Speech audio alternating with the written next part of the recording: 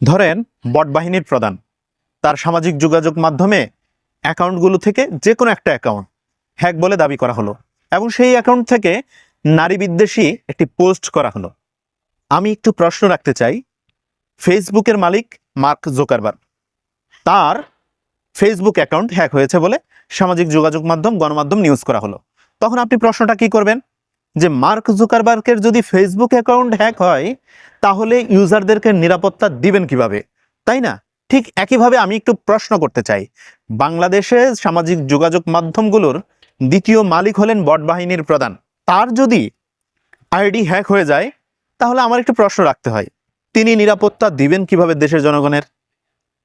তার আইডি যদি হ্যাক হয়ে যায় এবং তার আইডি থেকেই যদি নারী বিদ্বেষী পোস্ট করা হয়, আমি এই প্রশ্নটা রাখতে চাই। তিনারা বলবেন আমরা মধ্যরাতে গিয়ে থানায় অভিযোগ করেছি, সকাল 8টায় আমরা প্রেস কনফারেন্স করেছি, আত্মপক্ষ সমর্থন করেছি, আমরা এই বিষয়ে কিছু জানি না, আমাদের আইডি হ্যাক হয়েছে, যারা আমাদেরকে নিয়ে বিদ্রুপ করছে তারাই করছে, নানাবিধ কথা গল্প আমাদেরকে শোনাবেন। কিন্তু একটু খেয়াল করে দেখেন, তারাই নির্বাচন কমিশনে বিশাল অঙ্কের একটা হিসাব দিয়েছেন যে এত টাকা ব্যয় হয় শুধু তাদের আইটি সেক্টরে। তাহলে তাদের আইটি সেক্টর তাদের আমিরের শুধুমাত্র একটি অ্যাকাউন্ট নিরাপত্তা দিতে পারে না, অথচ এতগুলো টাকা ব্যয় হয়, হিউজ পরিমাণ, বেশ কয়েক কোটি টাকা শুধু আইটি সেক্টরের জন্য। তাহলে নিরাপত্তা দিতে পারলো না। তারা যদি কখনো বাই চান্স ক্ষমতায় আসে, আমরা তো জানি না কি হতে পারে, তাহলে জনগণের নিরাপত্তা কি তারা দিতে পারবে? জনগণের ফেসবুক, ইউটিউব, আদার সাইট, অনেক সাইট রয়েছে সামাজিক যোগাযোগ মাধ্যম, সেগুলোর কি নিরাপত্তা দিতে পারবে? পারবে না।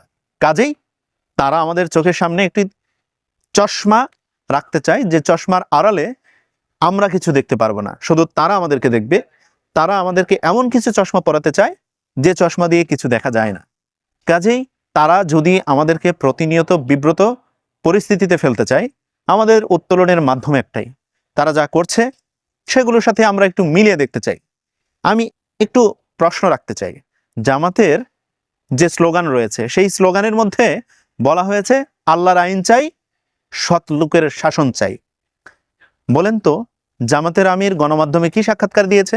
আমরা শুনেছি যে আল্লাহর আইন কিংবা কোরআনী শাসন, ইসলামিক আইন বাস্তবায়নের লক্ষ্যে তারা ক্ষমতার চেয়ার চান না। তার মানে তাদের যে স্লোগান রয়েছে তার বিপরীতে সৎ লোকের শাসন চান। তারাও তাহলে সেটা মানেন না। তাহলে যারা সৎ লোকের শাসন চান না, যারা কোরআনের আইন চান না, নিজেদের স্লোগান রেখে সেটাকে তারা আবার মাইনাস করে, তাদেরকে আপনি বিশ্বাস কিভাবে করবেন? আর একটু মনে করিয়ে দিতে চাই, একই দিনে দুইটি জনসভায় বলেছেন বিভাগ করে দিবেন। আমি বলছি কুমিল্লা এবং নোয়াখালীর কথাই, সকালে নোয়াখালী, বিকেলে কুমিল্লা, দুই জায়গাতেই গিয়ে বলেছেন, কুমিল্লাতে বলেছেন কুমিল্লা বিভাগ করে দিবেন, নোয়াখালীতে গিয়ে বলেছেন নোয়াখালী বিভাগ করে দিবেন। চট্টগ্রামে গিয়ে যদি 2 দিন 2 জায়গায় দুটি ওয়াদা দেয় একই বিষয় নিয়ে, তাহলে বুঝতে আর বাকি থাকে না, ভোটের জন্য তারা যা ইচ্ছা তা করতে পারে। কাজেই আপনি আমি যদি বিশ্বাস করি, ধরাটা দিন শেষে আপনি আমিই খাবো।